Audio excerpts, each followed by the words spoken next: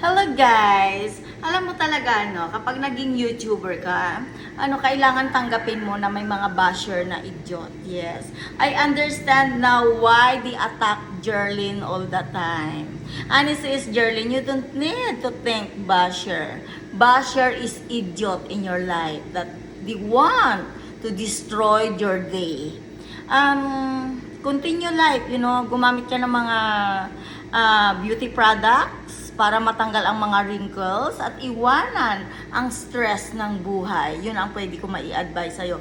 Enjoy ang buhay, sa totoo lang, ang ganda ng katawan mo at gusto kong gayahin. Nung kailan lang ang taba-taba ko. Pero ngayon, ganun. Ganun.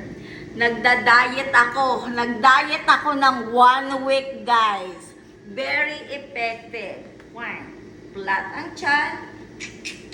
Boom. Boom, boom, boom.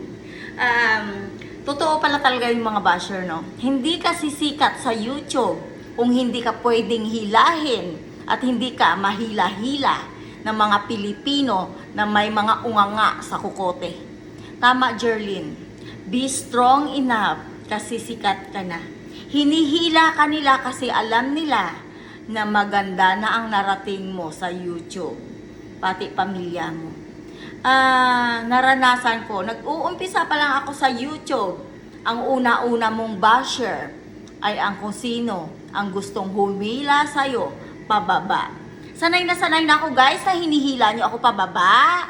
Since in the beginning ng journey ko hanggang ngayon na YouTuber ako, hinihila nyo ako pabagsak.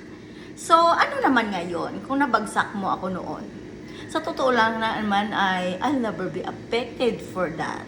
And I'll never think that if I have a lot of basher, I have 400 subscribers now.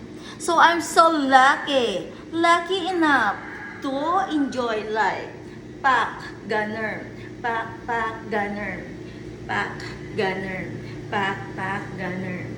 Tingnan mo naman guys, diba? Diyos ko, yung mga ambisyosa nga pala dyan na sinasabi na mukha akong clown kapag nag-makeup at mukha akong dugyot kapag walang makeup.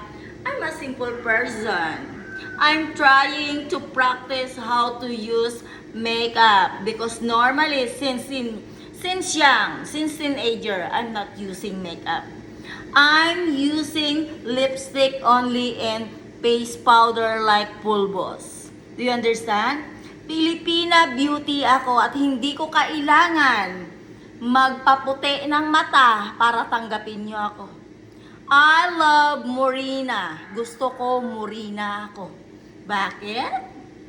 Hindi siguro ako magiging attractive sa babe ko kung hindi ako Pilipina beauty.